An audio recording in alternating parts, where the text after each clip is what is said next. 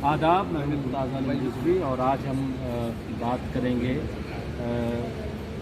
Women empowerment party की president, कौमी president हैं नोएरा शेख साहिबा।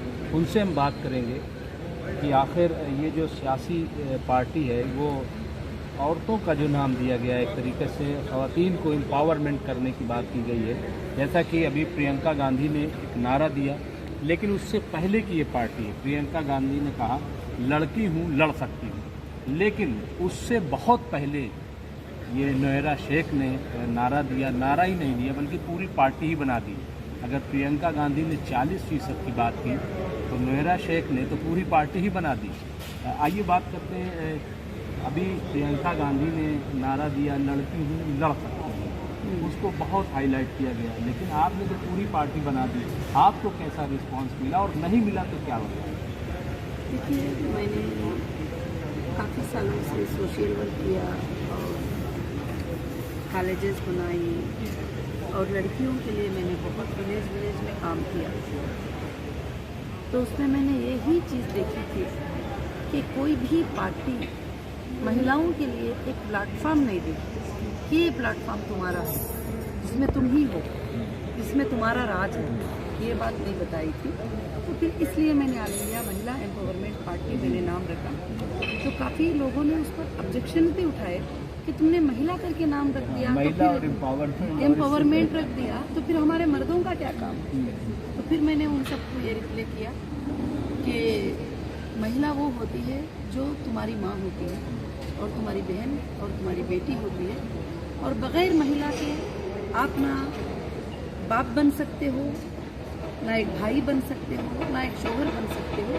महिला के बग़ैर तो मेरे ख्याल से समाज भी नहीं, दुनिया भी नहीं। जब वो घर को चला सकती है, सारे चीज़ों को चला सकती है, तो फिर देश को भी चला सकती है। तो फिर देश की मिनिस्ट्री में, देश के कैबिनेट में, देश के लोकसभा में, देश के राज्यसभा में महिला को भी हिस्सा चाहिए।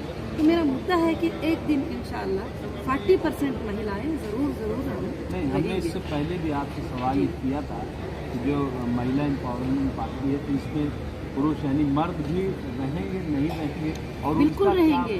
कौन सी ऐसी महिला है जो दुनिया में बगैर बाप के, बगैर भाई के, बगैर शोहर के, बगैर बेटे के जीती है? मुझे बताओ उंगली रखकर। तो फिर मैं बोलूँगी कि हाँ, मैं मेरे भाइयों को उनको सब नहीं लूँगी पार्टी में। जब मेरे भाइयों का सबका सपोर्ट होगा तो ही ये सब कुछ कामयाब होगी। मगर महिला इसलिए नाम रखा कि माँ के कदमों के नीचे जन्नत है, ये हमारे बुक्स भी कहते हैं और भी मज़ाहिब के बुक्स कहते हैं ये। और हमारी पार्टी का मकसद ये होगा कि हमारी पार्टी कहीं पर भी किसी पार्टी को मुद्दा नहीं बनाएगी, किसी पार्टी को बुरा भला नहीं बोलेगी। देश के नाइंसाफियों के साथ पार्टी नहीं, क्योंकि बहुत सारे पार्टियों में अच्छे और बुरे लोग होते हैं, मगर हम पार्टी को ही मुद्दा बना ले, अच्छा भी करते रहे तो बुरा बोले, ये नहीं। जो बुरा करता है उसको ही बुरा बोलो, एविडेंस के साथ बोलो। जो भला करता है उसको भला बोलो, चाहे वो कोई भी पार्टी से हो। पार्टी को मुद्दा नहीं है, देश के नाइंसाफियों का मुद्दा उठाना।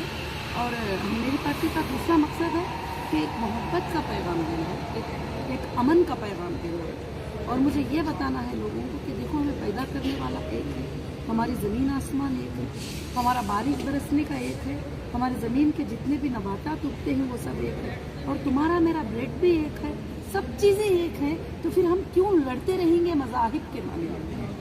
ये जो होते हैं वो अपने लेवल पे होते हैं। मैं मुसलमान हूँ, ये मेरा यूनिफॉर्म है, वो हिंदू है, वो उनका यूनिफॉर्म है, वो क्रिश्चियन है, वो उनका यूनिफॉर्म है। जहाँ जस्टिस फॉर ह्यूमैनिटी होती है, इंसाफ की बात आती है, तो वहाँ एम्पावरमेंट पार्टी जी। क्या आप इस सिलसिले में कभी आपने सोचा कि हम ये जो आज़ादी छीनने की बात की जा रही है इसको लेकर के हम प्रोटेस्ट करेंगे, हम मैदान में आएंगे? और मैंने तो दूसरे ही दिन एक वीडियो मैंने अपलोड किया बनाकर, तो मेरा वीडियो ही बहुत बड़ा प्रोटेस्ट होता है, डालते ही लाखों के लोग व्यू करते हैं।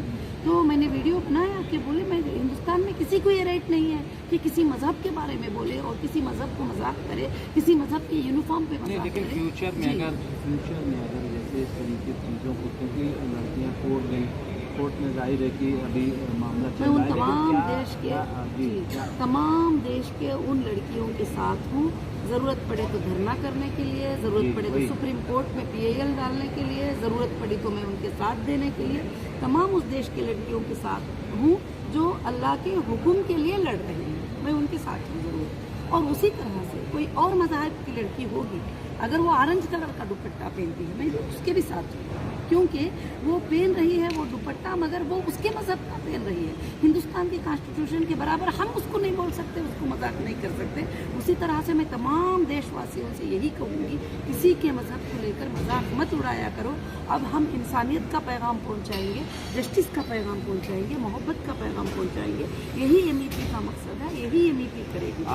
आप जब जाहिर है कि समझदार हैं, आप बिजनेसमैन हैं, लेकिन जब आप सियासत में आई तो सबसे ज़्यादा जो मुखालफत हमने सुनी, इससे पहले भी हमने इसको की थी, तो सबसे ज़्यादा मजलिस को तकलीफ हुई, वैसी को ज़्यादा बेचैनी हुई। ऐसा क्यों? इसके बारे में मैं देखिए एक ही बात बताती हूँ कि मुझे वो इस हिसाब से कोई खास दुश्मनी नहीं है।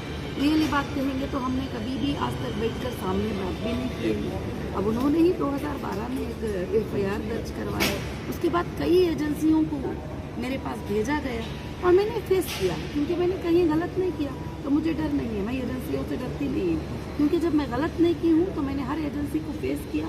और मैं जो लीगल बात आती है ना, मैं लीगल को फाइट करती हूँ, मैं छोड़ती नहीं। लीगल की बात है, लीगल फाइट चल रही है, अल्हम्दुलिल्लाह अल्लाह ने हर जगह कामयाबी अता की है। उसके अलावा कोई पार्टी के ताल्लुक से उनकी मेरी दुश्मनी, कोई पर्सनल हमारी दुश्मनी बिल्कुल से नहीं है, ना उनसे ना कोई और पार्टियों से, कोई पार्टी से हमारी दुश्मनी नहीं है।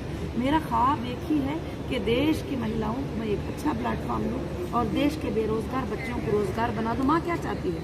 उसके बच्चे रोजगार बन जाए। माँ क्या चाहती है? उसके बेघर के बच्चे घर वाले बन जाएं। माँ क्या चाहती है? कि रोने वाले बच्चे मुस्कुराने लग जाए। और मैं वही एक माँ वाली पार्टी को लॉन्च किया है। उसके लिए तो मेरे ख्याल से तमाम मज़ाहिब को कबूल करना पड़ेगा, तमाम धर्मों को कबूल करना पड़ेगा, क्योंकि ये पार्टी सबके लिए होगी। इसमें टिकट हिंदू के लिए, मुस्लिम के लिए, तो नॉर्थ में सबके लिए फायदा नॉर्थ में, क्योंकि वैसी तो बाकायदा बिहार में आपने देखा 5-6 सीटों पर। देखिए एक बात है, यूपी में भी अभी वो 100 सीटों मैं पर। तो सबको मैं जो भी पार्टी जीतती है मैं उसको मुबारकबादी पेश करती हूँ, क्योंकि पार्टी का जीतना प्रेसिडेंट के हाथ में नहीं होता है। वहाँ के लोग जो वोट डालते हैं उनके हाथ में होता है। और देश की हुकूमत नरेंद्र मोदी प्राइम मिनिस्टर जी के हाथ में नहीं है।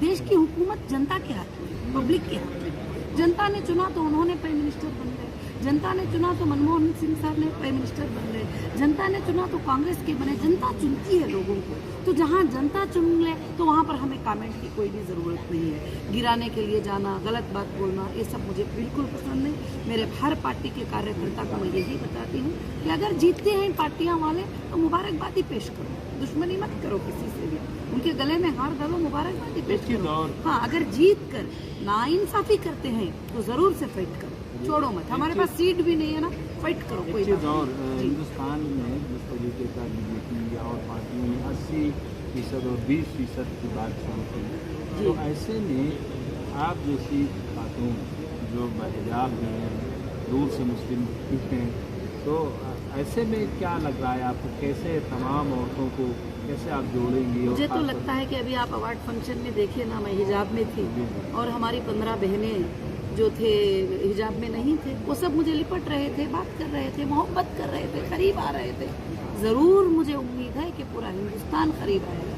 मेरे हिजाब से उनको फ़र्क नहीं पड़ेगा। मेरी ज़ुबान बात करती है, मेरे कान खुले ही उनकी बातें सुनने के लिए। जैसे आप बात कर रहे हैं तो हिजाब के साथ मैं सुन रही हूँ, मेरे कान खुले ही, उसी तरह से मेरे हाथ राइट करने के लिए फ्री है, तो बस काफ़ी है। और हिजाब से किसी को कुछ भी फ़र्क नहीं पड़ेगा। ये मेरे अल्लाह का हुक्म है, ये इबादत है। इसको ये पूरी दुनिया में बोल देना छोड़ने के लिए, तो हम आखिरी सांस तक नहीं छोड़ सकते। ये हिजाब नहीं छोड़ेंगे, बिल्कुल नहीं। और मैं हिजाब पहनते हुए पूरे 54 कंट्रीज में कामयाब हुई हूँ, नॉट ओनली इंडिया। और